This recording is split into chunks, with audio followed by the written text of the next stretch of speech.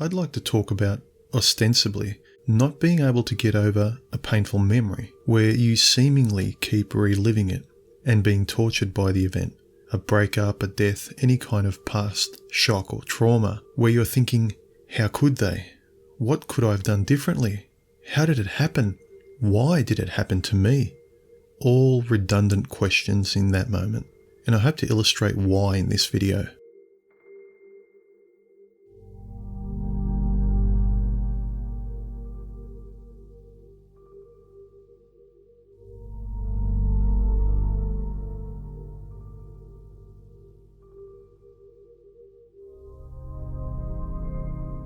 Our intellect. The first thing I'd like people to appreciate is that your mind is only a tool of cognition. It is not actually you in a real sense, as in here and now, breathing and touching things. We use our minds as a tool to give us some answers in our physical and metaphysical lives, but our mind is not us. And considering the pace with which the modern industrial and technological world has necessitated that we use our mental cognitive tool all the time at frantic speeds, flicking screens left and right, up and down, being interrupted with beeps and notifications, making us constantly anxious with missing out, or FOMO as it were. So we look at the screen always, connected to it. We're fed sound bites, requiring the mind's mentally fragmented attention without rest. We're not only running our minds into childish overdrive 24/7, sugared up on thoughts, but we use our minds so much that we think it is us now, because it's always there humming along in the background in our modern technological times, like the fan on your computer, continually going. Because overthinking helps most of us make sense of the flood of sensory information from the sugared up candy store of 1 million ice cream flavours that the machine throws at you. All this choice, all this thinking, that is, we think our thoughts are who we are because we're using our minds so often. Your mind is just a tool, a wonderful one, I'll grant you that. And along with other senses, touch, taste, sound, sight, etc., it all coalesces together to understand things, but our minds are steering far too much of our conscious lives. You know, the wisest words are often the simplest. I remember once one of my old friends, he's a simple guy, he has a short temper and only thinks of sex, football and money. Pretty standard fare, but a good guy nonetheless. He said something profound to me many years ago, though he probably wasn't aware of it at the time. The words were ostensibly banal to anyone else listening, or even insulting depending on the ears that were listening to what he said. But his words were the most liberating to me at that time. Let me set the scene first. Years ago, I was going through the cliche of a massive breakup with a long-time girlfriend that had just left me out of nowhere for no good reason, without explanation. Yeah, I know, rare for a woman. Anyway, my male mother need was massively affecting me in that moment because a female had left me. I needed the female so badly because of it. I was shattered over what had just happened, racking my brain over what she'd just done to me, how it didn't make any sense to me, how I wanted her back, or the concept of it back. And for a cerebral guy like me, it was absolute torture because I just had to know. I couldn't let it go. The equation had to be figured out in my mind. I had to reconcile it intellectually. I thought, if I can just make sense of all this, I know I can feel better about things. And then my simple friend said something profoundly simple to me. He said, yeah, she left you. She could be out there having sex right now. But you know what? None of it matters. And those simple words rebooted my hard drive. It turned off my overthinking, and it felt calm. You know what? It didn't matter. It never does. He was right. That realization liberated me in that moment. That is why I often advocate simplicity in concepts, as well as a minimalist lifestyle. It allows you to be clear about things. Instead of trying to spin 27 plates at once, trying to control life mentally, let go of all the control. And when my friend said that to me, I felt good about letting it all go. It made sense of trying to control the breakup because you know what? I couldn't. It was what it was, what it always is. By the way, Stardust just did an amazing conversation recently with the Wandering Wojak about Buddhism and many other helpful spiritual concepts that fall along the same lines of what I'm discussing here. I highly recommend you watch it, link below. Anyway, back to letting go of your mental hamster wheel. When it takes over your everyday life, particularly when you can't get over the past in some way, where you believe you're actually there re-experiencing something because you're obsessed mentally over it, I'd like to help try and ease your mind about that if I can. I've talked about the importance of letting go in my previous epistemology video titled Let Go, link below, but I'd like to talk more specifically about when you just can't help staying trapped in that mental space where you can't get over a past experience, reliving your suffering over and over. And look, experiencing feelings when the events happen is fine, but I'd say staying there mentally isn't. Now, for me, what I've discovered is that when you feel like you're re-experiencing a painful memory again, you're actually not, because you can only authentically experience a moment when it's happening to you. Life's not a video game or a movie that you can play in your head and rewind or rewatch. You only have the movie that's playing in front of you right now, gentlemen. No rewind, no fast forward. You can try to, but this is at the root of most people's modern anxieties and problems. So this is what I'd like to convey. Reliving something again in your mind isn't actually reliving it again. It's rethinking it. Let me repeat that. Reliving an experience isn't reliving it. It's rethinking it. You cannot experience the past again, authentically anyway, any more than you can experience something from the future. You're only imagining it. You make it real by wanting it so much that you can't let go of it mentally. It's a masochistic tendency to feel something in order to blunt the anxiety of your neurotic now, like going through old photos of you and your ex when you were once happy together, or listening to sad songs on the radio to reconnect with some poor simulacra of what you and your ex had in the past, to feel something. All of that is trying to imagine a fake reality into the present and willfully intoxicating yourself in that masochism. Re-experiences, gentlemen, are simply recycled dead mental photos, or snapshots, as Coterie once put it so well. You can't let go of the pain for good, so you keep it alive by taking out the mental photo album, because at least that's something, right? You're not alone then, right? You've got the photo album. It's like going to a gravesite just after someone you love died. But over time, naturally, you visit less desperately because the past slowly leaves, as it should. You know the saying, time heals all wounds? Without veering off topic and making this video too long, I'm sure there's a connection with male mother need in this way too. That gravity pulling you back to mother, to the past. Anyway, listen, gentlemen, the most important flame you have, the most important thing in your life, is that you're alive now. The past is your exhaled carbon monoxide. It's yesterday's running river. What matters is this moment, now, which happens to be listening to a past me, sure, but the constant, the always bloody constant moment is you, alive, now.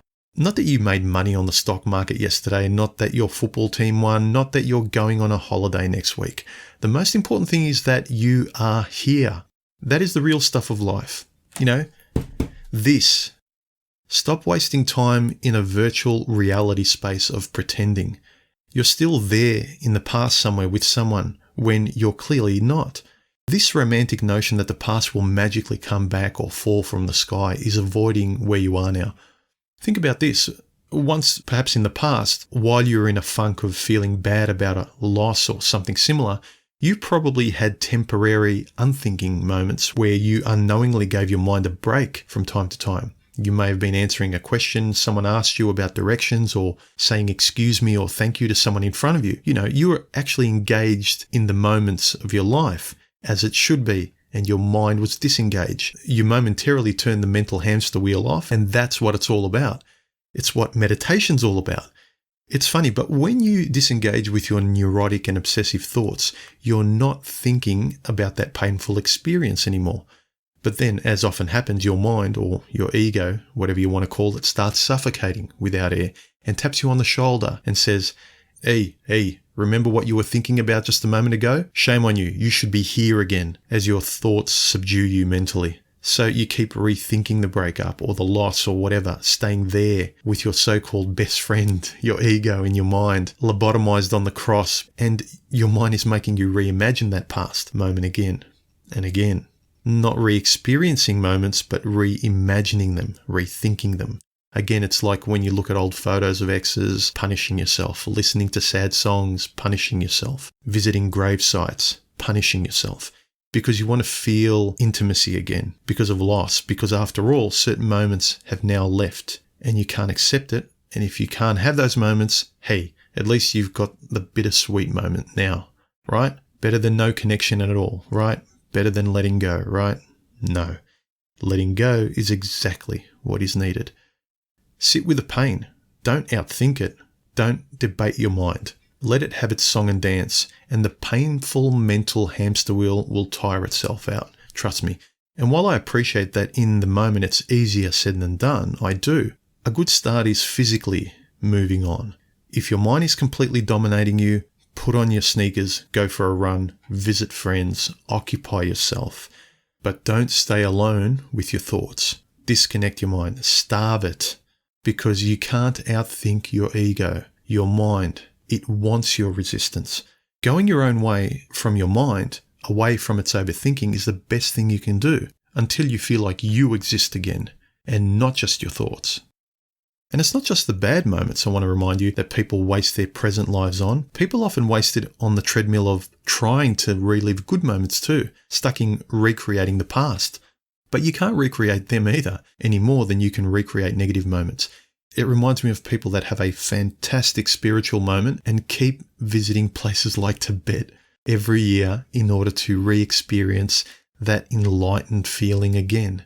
No, the lesson is to feel and know the moment when it happens, to be there as often as you're capable, to experience it then when it happens, to experience the moment or the person when you have them, then, now. Not to be on your iPhone while moments happen, then regret you were on your iPhone later asking the universe for a second chance, running on that torturous mental hamster wheel of the past. The lesson is be present, be here. You'll keep getting the same lesson in life until you wake up, gentlemen, believe me.